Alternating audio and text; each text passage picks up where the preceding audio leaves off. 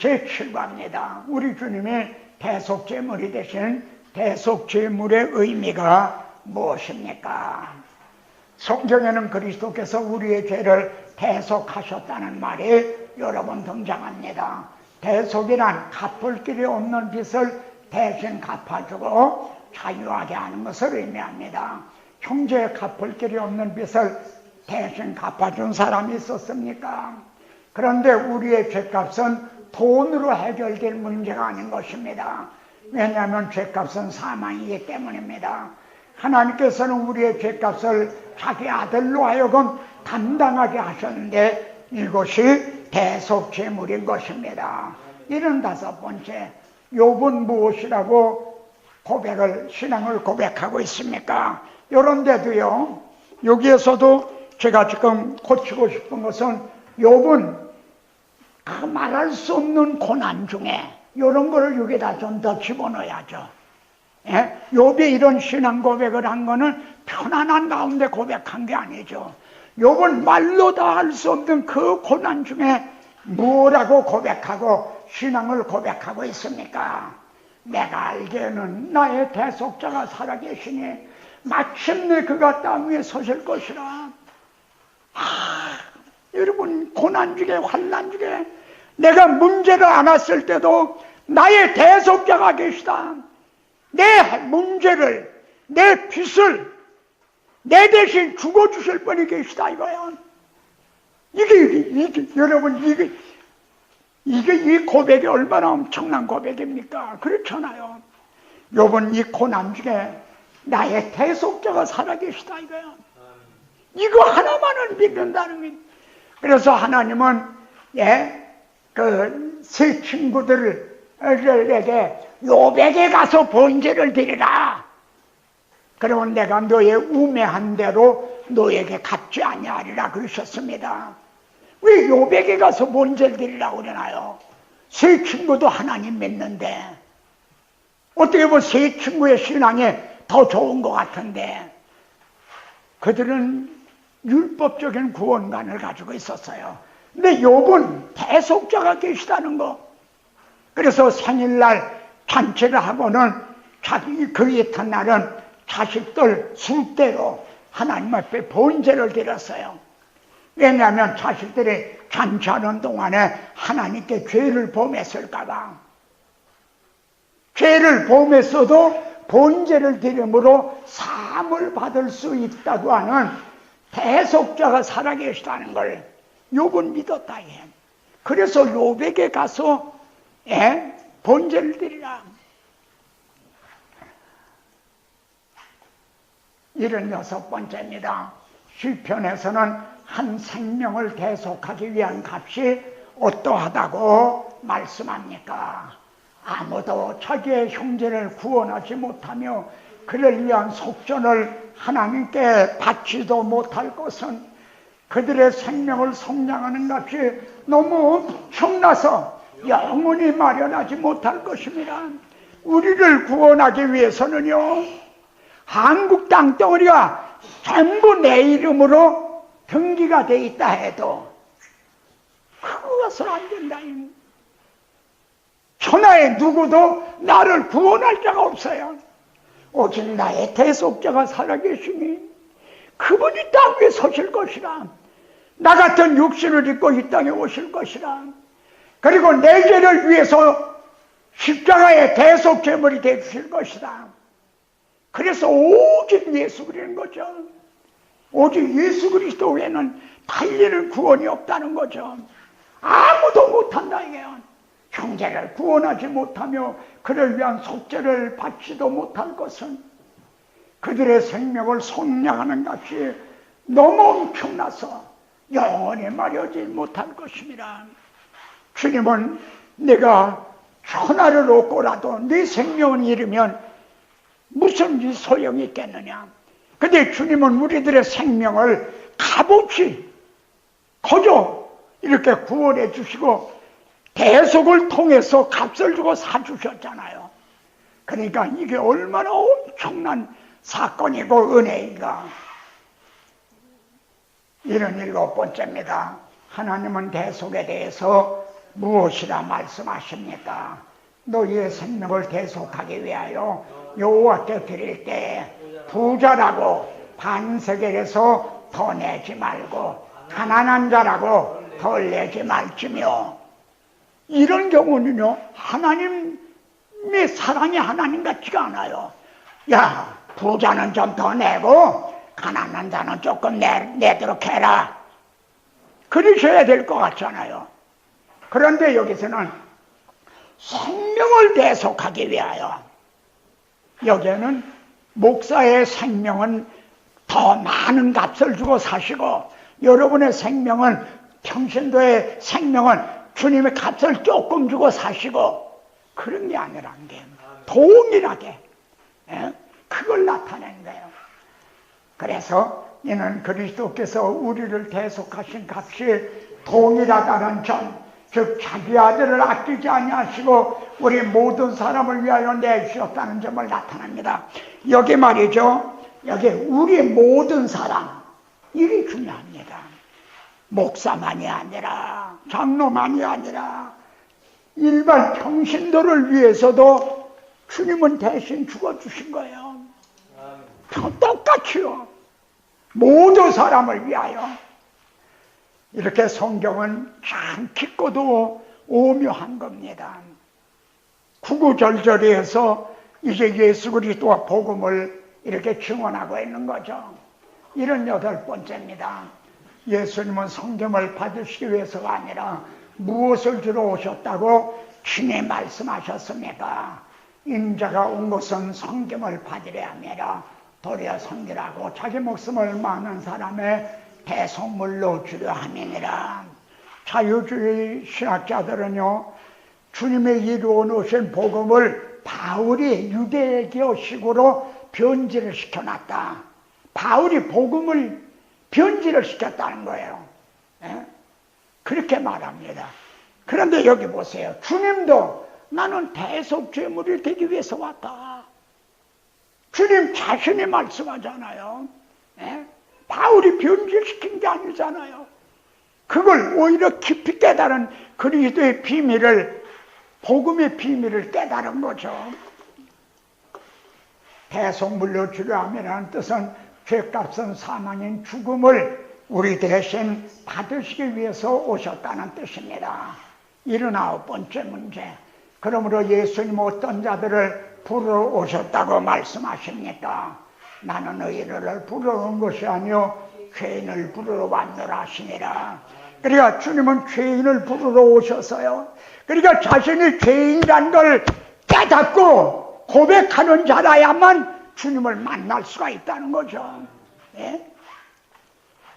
그러므로 자신이 하나님 앞에 죄인이라는 점을 깨달은 자만이 예수님을 만날 수가 있는 것입니다.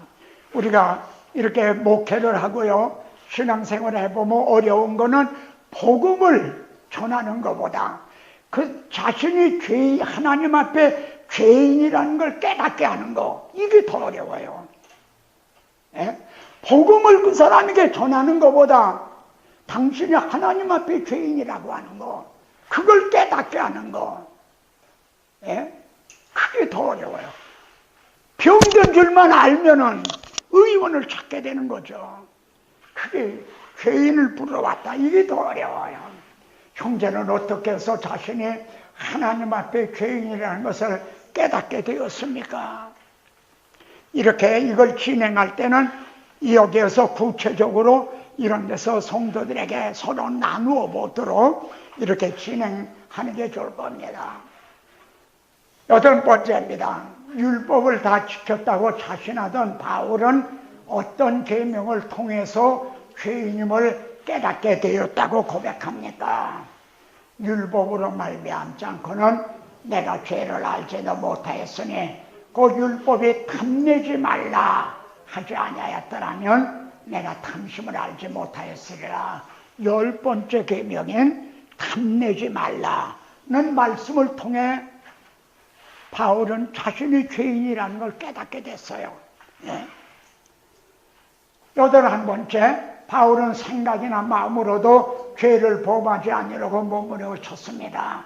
그의 고백이 무엇입니까? 그러니까 탐내지 말라. 탐심.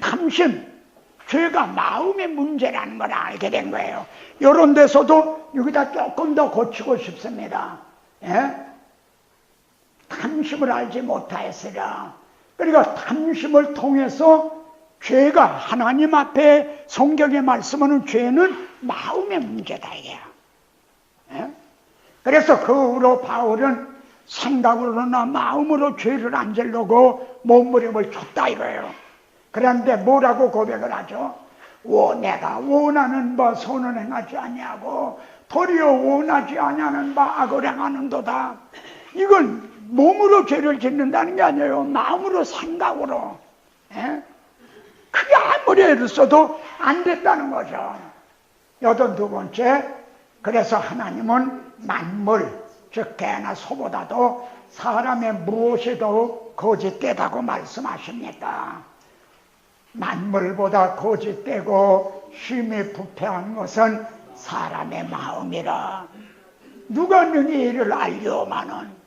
제가 여러분들을 지금 보고 있지만 여러분의 마음은 제가 모르잖아요. 마음은 들여다볼 수가 없잖아요. 그러나 누구는 들여다본다는 거예요. 하나님은 보신다는 거야. 누가 능히 이를 알려마는. 나 여호와는 심장을 살피며 우리 중심을 항상 보신다는 거죠. 우리는 외모를 보지만 하나님은 중심을 보시면은 만물보다 더 부패하고 부패한 것은 사람의 마음이라는 겁니다. 하나님 앞에서의 죄란 본질적으로 마음의 문제입니다. 하나님의 형제의 마음을 살피신다면 어떠하리라고 생각이 되십니까? 이를 통해서 나는 하나님 앞에 죄인이구나. 내 행위로는 내 노력으로는 내 힘으로는 하나님 앞에 설 수가 없구나. 그걸 깨닫게 되셨습니까? 말하자면 이 문제를 다루는 건 있는 겁니다. 자, 83번째, 남을 판단하는 바리새인과 세리 중 누가 의롭다함을 얻었다고 말씀합니까? 이것이 어떻게 가능해진 것입니까? 바리새인은 서서 따로 기도하여 이르되 하나님이여 나는 다른 사람들 곧 토색 불의 간음하는 자들과 같지 아니하고 이 세리와도 같지 아니함을 감사하나이다. 세리는 멀리 서서 가면 눈을 들어 하늘을 쳐다보지 못하고 다만 가슴을 치며 이르되 하나님의 불쌍히 여기소서 나는 죄인이로다 하였나이다. 내가 너에게 이르노니 이에 저 바리새인이 아니고 이 사람이 의롭다 하심을 받고 그의 집으로 내려간다니라. 여러분, 인간의 잣대로 하면 바리새인과 세리의 윤리적인 차원은 하늘과 땅과 같은 차이입니다. 그런데 하나님은 저 바리새인이 아니고 이 세리가 하나님 앞에 의롭다함을 얻었다는 거예요. 그게 어떻게 가능해졌어요? 자신이 죄인이라는 걸 깨달았기 때문에. 아까 아담에게 가죽옷을 지어 입히셨다고 그랬어요. 어떻게 가죽옷을 지어 입히셨는가? 아담 자신이 내가 벌거벗었기 때문에 벌거벗었다는 걸 자기가 고백을 했기 때문에 입혀주신 거예요. 만일 아담이 가인처럼 난 벌거벗지 않았습니다. 내가 뭐 아우 지키는 자니까 거짓말을 했다면 그래도 가죽옷을 입혀주셨을까요? 네. 그래서 주님은 나는 죄인을 부르러 왔다. 이 죄를 깨닫는다는 것이 얼마나 어렵고도 중요한가. 한 가지 이유는 세리는 자신이 하나님 앞에 죄인, 즉 벌거벗은 자임을 깨달았다는 점입니다. 그래서 가죽옷을 입혀주셨듯이 의롭다고 여겨주셨던 것입니다. 84번째, 예수님께서 대속제물이 되실 것은 구약 성경에 이미 예언된 바인데 얼마에 팔릴 것을 예언하고 있습니까? 그들이 곧 30개를 달아서 내 품값을 삼은지라. 하나님은 우리 죄를 어떻게 처리하셨다고 말씀하시는지 19절과 21절을 통해서 말해봅시다. 그들의 죄를 그들에게 돌리지 아니하시고 즉 네 죄는 내가 책임을 지라 그렇게 말씀하시지 않으셨다 이래요. 그러면 내 죄를 어떻게 처리하셨는가? 하나님의 죄를 알지도 못하신 이를 우리를 대신하여 죄를 삼으신 것은 이것이 십자가 사건이었던 겁니다.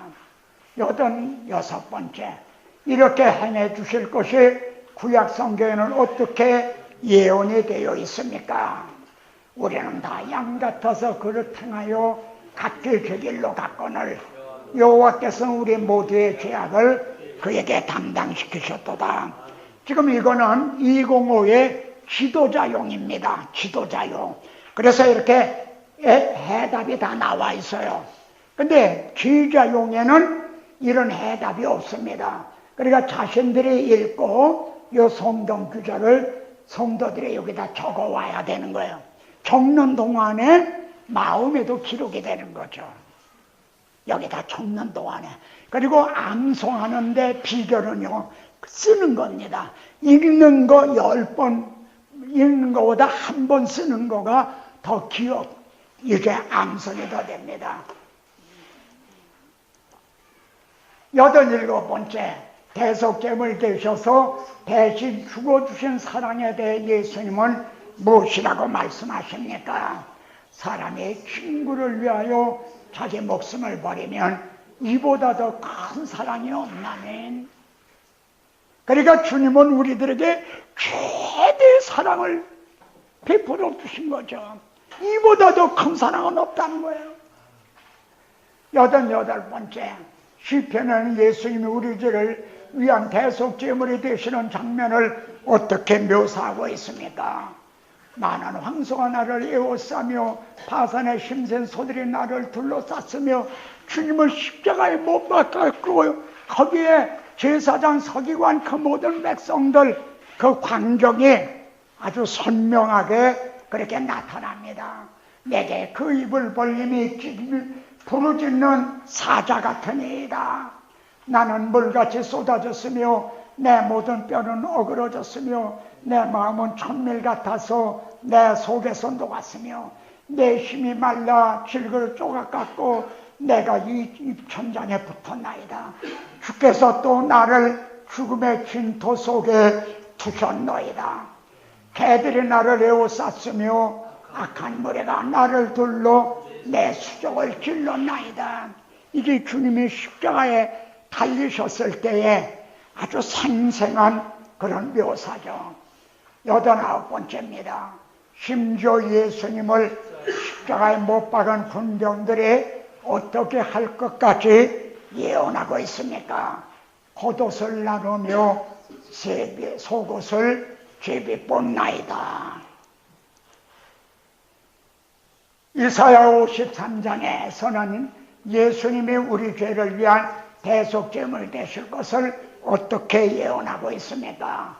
그는 실로 우리의 질구를 지고 우리의 슬픔을 당하였거늘 우리는 생각하기를 그는 징벌을 받아 하나님께 맞으며 고난을 당한다 하였노라. 그가 찔림은 우리의 허물 때문이요 그가 상함은 우리의 죄악 때문이라. 그가 징계를 받음으로 우리는 평화를 누리고 그가 채찍에 맞음으로 우리는 나음을 받았다. 우리는 다 양 같아서 그를 향하여 각기 제 길로 갔거늘 여호와께서는 우리 모두의 죄악을 그에게 담당시키셨도다.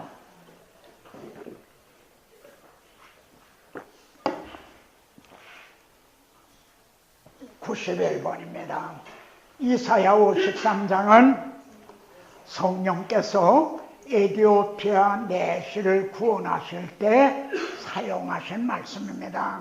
내시는 무엇이라고 물었습니까?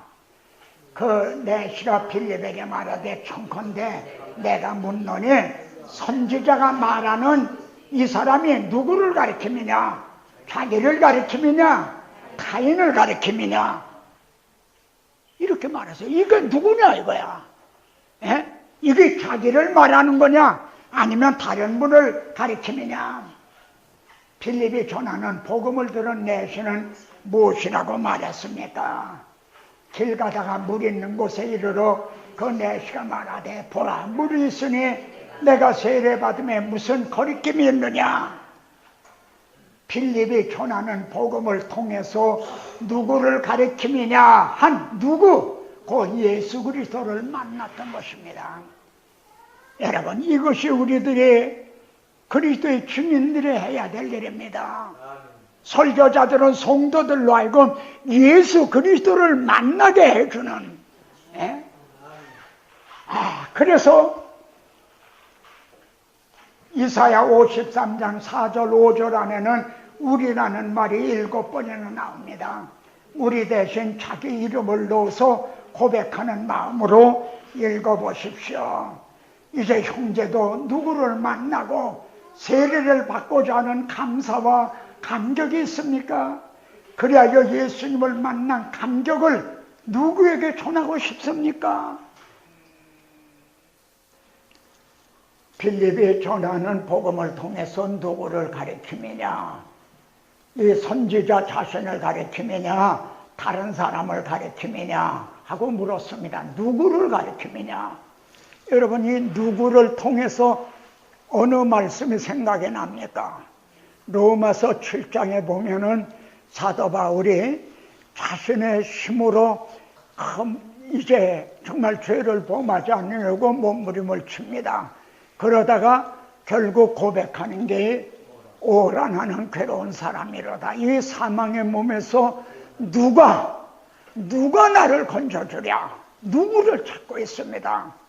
그런데 그 다음 절에는 하나님 앞에 감사하리로다 하고 감사가 나옵니다. 25절에서는 나는 괴로운 사람이로다고 괴로움을 토로하는데 다음 절에서는 감사가 나오는 거예요. 어떻게 그렇게 달라지는가? 바로 그 누구를 만났기 때문에 그렇습니다.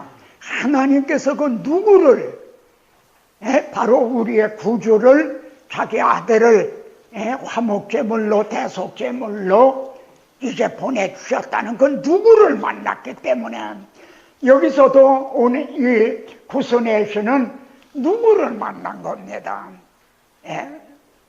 그리고 바로 너희는 내 증인이 되리라 한 우리들의 사명은 성도들로 하여금 혹은 불신자들에게 그 누구를 만나게 해주는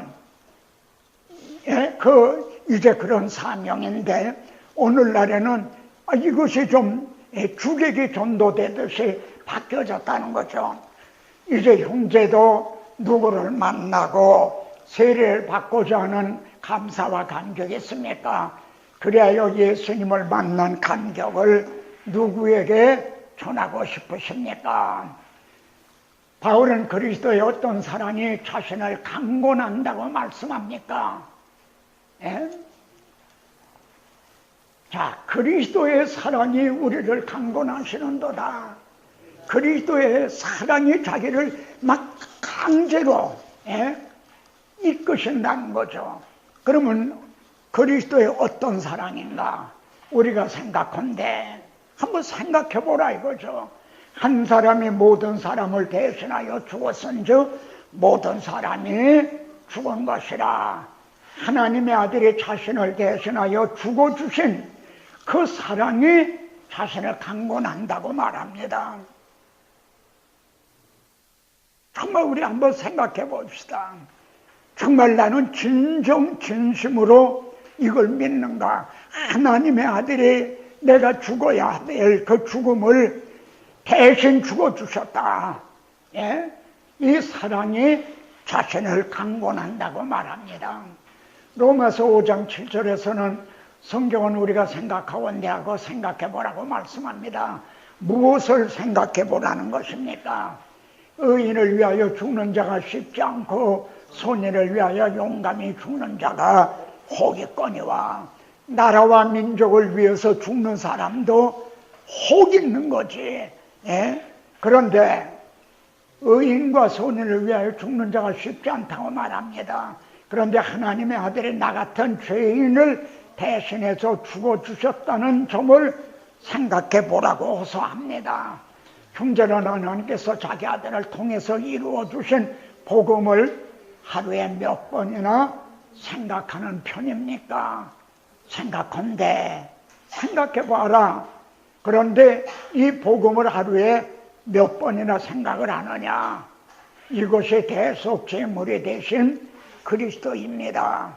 예수 그리스도가 앞에 악과에서는 화목제물이 되주셨다 하고 여기서는 대속제물이 되주셨다는 거다.